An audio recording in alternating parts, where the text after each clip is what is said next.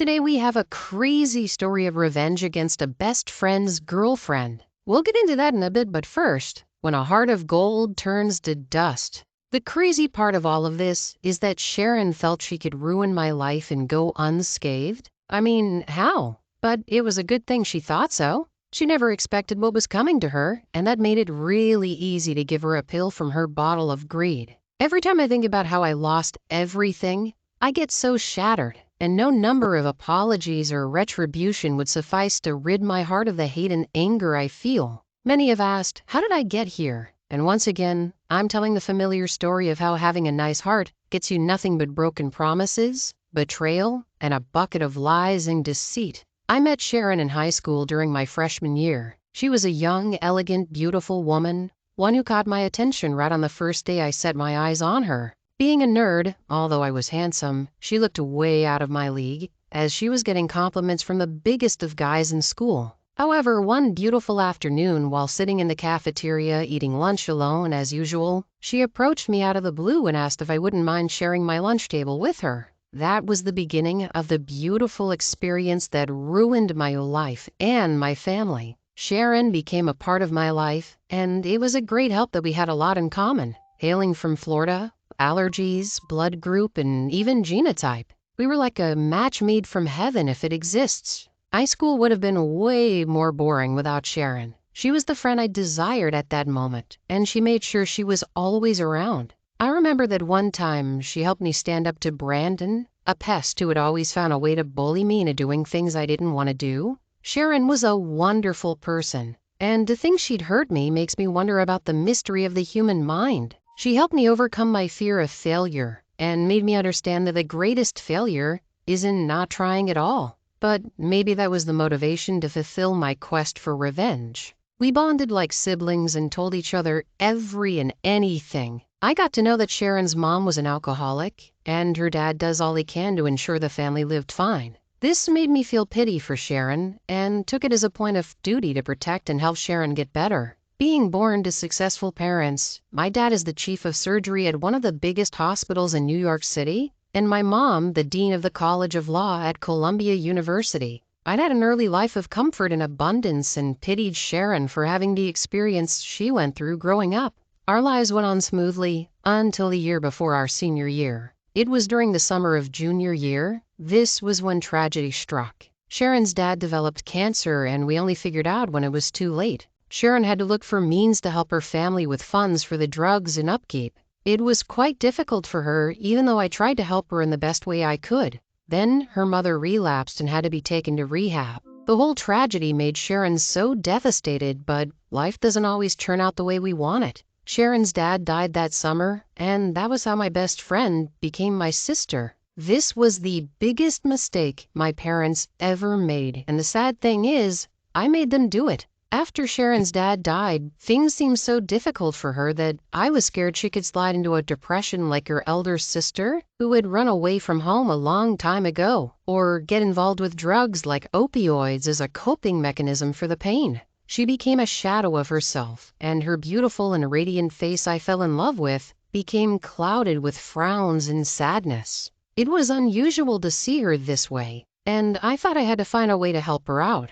I spoke to my parents about bringing Sharon into the family, since they knew her very well, so she could have the ideal good parents overseeing her welfare. My dad objected and decided on being just sponsors for her education, but with the support of my mom, my dad had to consent, and every necessary documentation was done to make Sharon move into our home without causing problems with the law. I mean, there was a time she was always in the house, so it was just practical that she became a member of the family in every way that is possible. My friend becoming my sister was a weird thing for me at first, because she had been my friend for years and I used to have a crush on her. However, we were able to grow in that bond, and my parents got to love her as their own. Plus, since my older brother was out of the country for work, it was just us both with my parents and my younger sister, who had always adored Sharon. The bond between us grew stronger, and it felt like nothing was going to come between us. She was loved by everyone, and we were both doing well in school. That's why I found it difficult to comprehend what exactly went wrong and how things went so bad. Everything appeared to be going on well, and Sharon seemed happy. I believed I'd done a great service to humanity and created an opportunity for my friend to grow into a successful woman. Of course, I did create an opportunity, but it cost me so much that I can't forgive. Sharon started displaying some discreet attitudes, keeping to herself and refusing to share. I should have suspected that something was wrong, checked everything out, and also became more sensitive to everything happening around me, but I didn't. This all began a few months before our final days in high school. It was a lot, and it was weird. Very weird. There was something about the way I felt this huge gap she began to create between us. At first, I thought it was probably because of this new guy she met, a bike rider with tattoos that run from his neck to his left arm. But it was more than that, and I blame myself for not noticing when it mattered. It was in the late-night disappearance through the windows without telling me to accompany her, or even with the slightest gist of what happened at the parties I presumed she was attending. Everything took a turn sideways when I found out Sharon was using drugs. Mom and Dad were out for the weekend for a luncheon and some couples time out from the bondage of having kids, like they jokingly say. They had left me, my baby sister, and Sharon alone at home. The Sharon I know knew how bad it was to deal with drugs. She saw her mom battle with it. She swore that that would be the last thing she would ever do. So you can imagine the shock I felt walking into the kitchen on Saturday seeing Sharon high as a kite, fumbling with the needle she'd used. I didn't know how to react or what to feel. I cleaned up the room and laid her properly while waiting for her to wake up. We had a very heated conversation on this day, but there wasn't a resolve around it. Should I report it, or should I try helping her out? When did she start and why? Many questions kept running through my mind till my parents got back and we began the final year of high school. A few weeks after school started, Sharon said she wanted to make up for the lost time and how we've had a falling out since the last summer. I needed to understand why my best friend had become a shadow of the young woman I knew. I needed to know why she was everything she swore she never would. So I agreed. We decided to go to this diner we had taken as our place since freshman year. But what was supposed to be an opportunity to mend the crack in the wall of our friendship shattered every block on the wall, revealing the beast in my friend turned sister. The first pointer was how her phone kept vibrating with calls and messages which she tried to ignore. Jokingly, I picked up the phone before she locked it again, hoping to see the texts from the stalker who I presumed must have been on a tail for a while. But I met the biggest shocker of my life. Sharon wasn't just using, she was dealing, and also extorting money from my parents, and a guy named Drew was pressuring her to pay for something. If I report to the cops for dealing, my friend would face time. That would disturb the plan we'd set out for the aftermath of high school, wouldn't it? I needed to get her out. I couldn't wrap my head around how to do it. But more importantly, why was her sister's name in the chat? I knew there was more. I just had to find out. I confronted Sharon there to fill me in about everything that has been going on, or I would resort to legal means as long as she stayed alive. She hesitated at first, but it wasn't like she had a choice. I got to know that Sharon had lost some of the drugs she got from Drew during a supply that almost got her arrested, and now is asking for the full payment for those drugs, or coming for more and keep on selling. And about her sister, Drew threatened to use her sister as collateral pending the time when Sharon pays her debts. I was dumbfounded and confused, but I had to find a way to save my friend again. Sharon needed to pay Drew the sum of $3,000, which was a huge amount for me and her to pay, but we had to find a way around it after Sharon promised not to deal or use it again. I was able to raise $1,000 for my savings and some payments I got from some jobs I did a few weeks before this happened, while Sharon had $800. We combined both, and I made the payment to Drew and promised to make the remaining payment within a month. I didn't know why my instincts made me keep records of everything that transpired during this period, from chats to transaction receipts, and even recordings of Sharon's confession. Well, it was in a bid to have something against Drew, in case he came along again trying to cause trouble. Well, I had to learn it. If someone betrays your trust, don't give it back totally, even when you're sure that they've earned it back. I thought Sharon had learned her lesson and had remembered her long-time commitment to the negative effects of drugs and her decision to stay off it, but I was disappointed. I'd kept on observing her and talking to her consistently for about 3 months, and it all seemed like it was working. Sharon's face got brighter. She was more cheerful and happy, and yes, her sister was out of danger. However, deception is one human ability that we don't really talk about. Sharon never really stopped using or dealing. It was all just a show to make me get off her back, and I didn't see it again this time till it almost got me implicated. Sharon continued dealing, with this time in larger quantities, and she was dating Drew. She was able to keep it more discreet this time since the school year was about to end and we all had to leave home separately. This time, it got blown in her face. Sharon had to make a drop-off of some drugs to a client in a hotel. The client had been on the police's wanted list for drug peddling and other numerous crimes. On the day Sharon decided to make the drop, that was the same day the police made the raid. And unfortunately, she was caught with drugs in her possession and risked serving time. Sharon didn't call anyone at home about what happened, and the police continued their investigations. During the course of the investigation, the police discovered Sharon had information about other gang members and decided to cut her a deal for a limited time in jail. For whatsoever reason, Sharon decided to pin it all on me and accused me of forcing her into the crime business. She asked them to trace some funds to my account, as I made multiple payments to Drew and trying to bring my friend out of the drug life. The police started making arrests, and I was arrested alongside Drew and many others who I never knew of.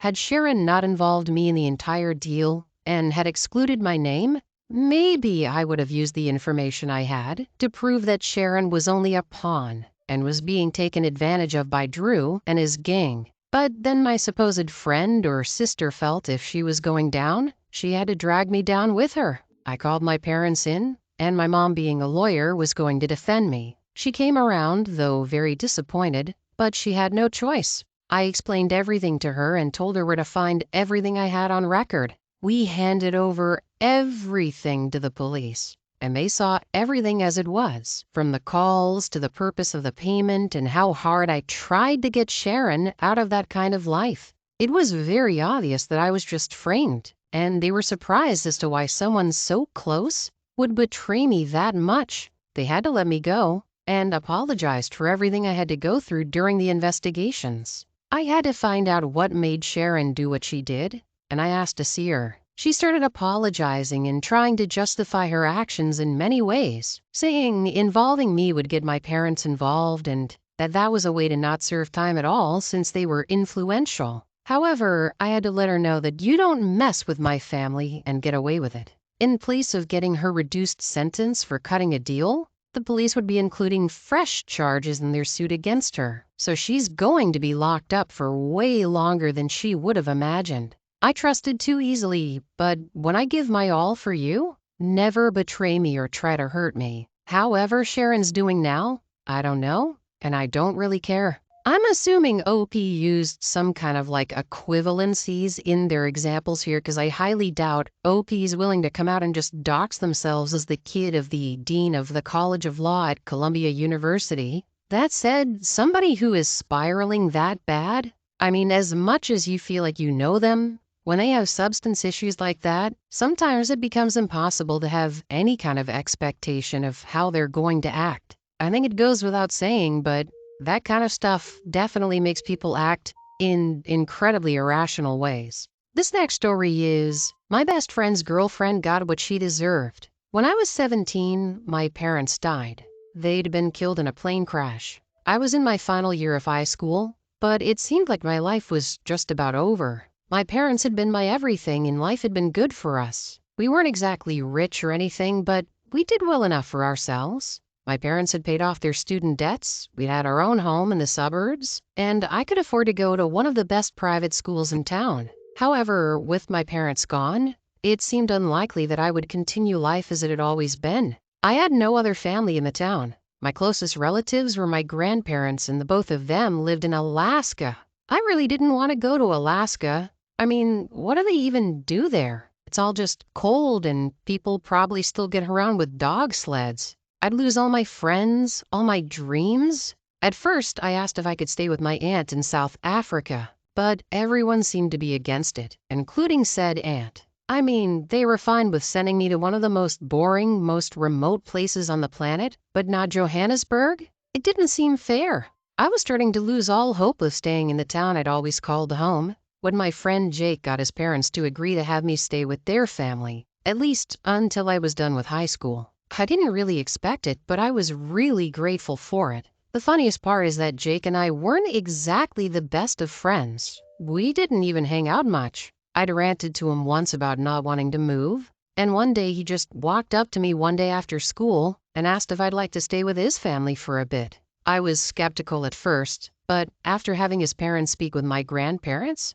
it seemed like it was going to work out. I moved in with Jake and his family, and that was the start of a brotherhood that would make me go to extreme lengths. After I moved in with Jake, I started to see him in another light. He was more than just the friend who I sometimes played Team Fortress with. He was someone who cared about me enough to share his home with me. Even though he had almost no reason to let me, the bond between us grew exponentially. Jake had a beautiful family, and they were very warm and supportive.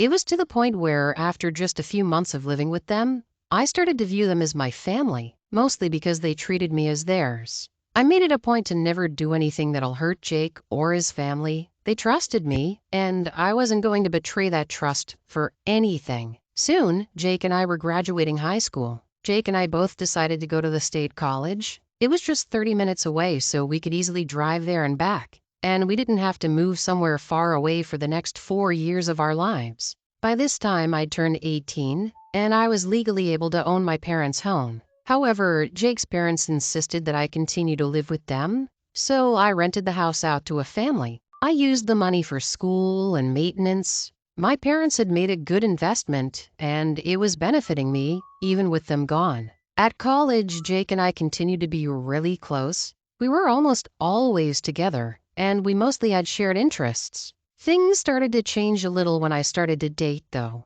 My girlfriend at the time was this whiplash, smart lady named Maria. I really liked Maria, and as the relationship went on, I started to spend less time with Jake and more time with Maria. At first, he seemed a little bummed, but then he started to not really mind. We still got to spend some time together anyway. Soon, Jake got himself a girlfriend, and the time we spent together got strained even more. I had a feeling that Jake's girlfriend, Lisa, didn't like me, and so she always found ways to make sure he canceled the plans that he had with me. I tried to talk to him about this once, but he assured me that wasn't the case, and I decided to just let it go. It really didn't matter if we got to spend time together or not. Jake was still my best friend. It would take more than a woman to break the bond we had. What I didn't know at the time was how wrong I was. Lisa didn't dislike me, and she was going to almost destroy my friendship with Jake. I received a message from Lisa one day asking to meet me at a park.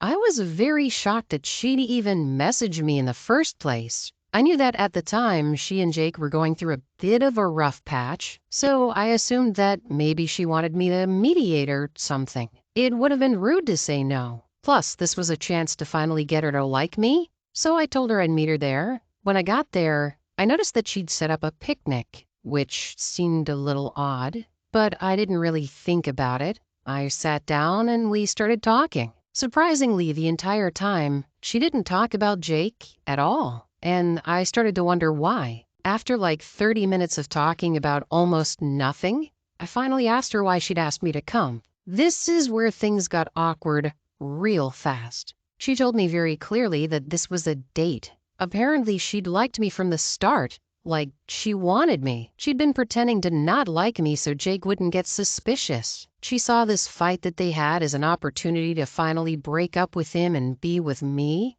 To say that I was shocked would be an understatement. For a good couple of minutes, I couldn't say a thing. I was just processing all that she had said. When I finally spoke, I told her that I wasn't interested in her the way she was interested in me. I mean, I had a girlfriend I loved, and even if I didn't, I still wasn't into Lisa. But that wasn't all there was to it. If she was considering being with her boyfriend's best friend, then she probably didn't like Jake enough, and it was best if she didn't stay with him anymore. I told her to break up with him, and if she didn't, I would tell all that had happened. At first, she seemed a little scared when I said that, but then her countenance quickly changed, and she said that there was no way I'd dare do that. She was calling my bluff, and I had no idea just what she had planned. She obviously had some nefarious plan, but I wasn't going to back down. Neither was I going to betray my best friend's trust. I stormed off, my threat hanging in the air. The battle line had been drawn,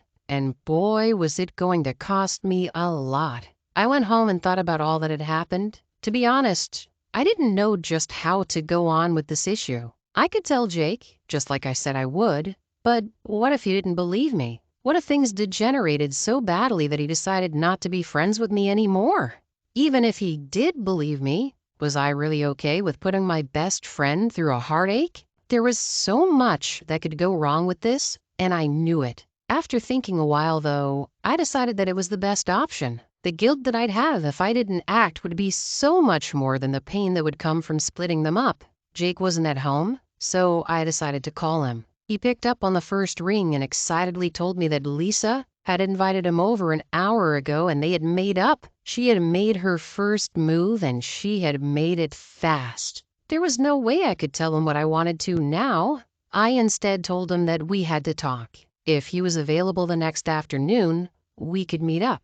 When he asked what it was I wanted to talk about, I told him he'd find out when we saw. I was woken up the next morning by a knock on my window. I opened the window to see who it was. Perhaps it was Maria. She liked to sneak into my room. When I opened the window, I immediately felt someone's lips on mine, and I was very sure this wasn't Maria. No sooner did I get the kiss than I heard the unmistakable sound of a shutter from a camera. I looked down to see Lisa, a mischievous look in her eyes. After pulling away from her kiss, I understood what it was she had done. Now she had something she could blackmail me with. If my girlfriend or Jake saw a photo of her kissing me, they wouldn't believe that I'd been set up. I asked her just what she wanted from me. Her response? That I'd secretly be with her, or else the photo of her kissing me, and the photo she apparently also had taken of us the previous day, would be sent to everyone. At that point in time, I was no longer worried.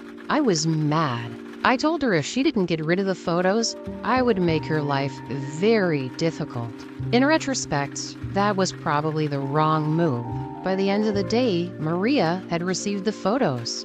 I tried to explain what had happened, but she didn't want to listen to me. Lisa wasn't done yet. She became even more possessive of Jake, and she didn't let him spend any time with me. She went as far as to tell him that there was something about me that she just didn't vibe with. However, the worst thing that she did was accusing me of theft. She had claimed that when she had come over once, they had left her purse on the kitchen counter. I knew that she hadn't, because I'd been cooking at the time and I didn't see any purse. However, me being in the kitchen at the same time that she claimed that her purse was missing was enough for Jake to ask me if I had taken it. He said that he knew that Lisa and I weren't exactly close and maybe I took it to get back at her for something, but I insisted that if her purse truly was missing, it wasn't because I had taken it. Again, she came over and said that her lip gloss was missing. This time, when Jake tried to question me about it, I got pissed and told him to tell his girlfriend to be more careful with her things rather than accuse me at every instance. Jake got offended and our argument spiraled into a big fight. Later, I thought about all that Lisa had done and was doing. She had cost me my relationship, and now she wanted to ruin my friendship with Jake. Well, I wasn't going to let her. Rather than wait for her to strike, I was going to hit her where it hurt. I was going to have my revenge. I started by messaging her, telling her that I wanted to patch things up and that I was done fighting with her. She had won, and I just wanted to go back to the way things were before. She took the bait and invited me over. She was still obviously interested in me, and I planned to use that to my advantage. I was going to kill two birds with one stone. I made sure that I had my voice recorder on when I went over.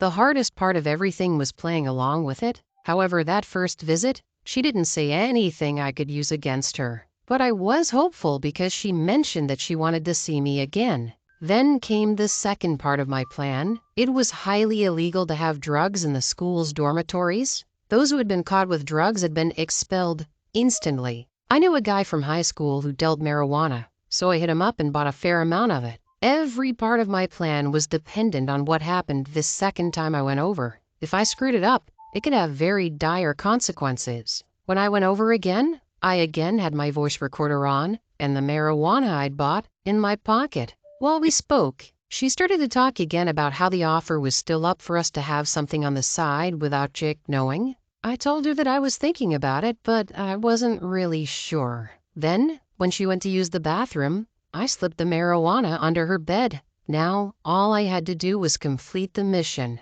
When I got home, I went to Jake's room and told him there's a reason things between Lisa and I seemed odd. I played the recording, and when he heard his girlfriend proposition me, I saw pain on his face. I explained that I didn't want to tell him earlier because she was blackmailing me, and I apologized for taking that long to let him know. When I left his room, I called the school authorities and let them know that one of the students had marijuana with them in a dorm. I gave the exact details of the dorm in question, and then all I had to do was wait. Lisa was found with the drug.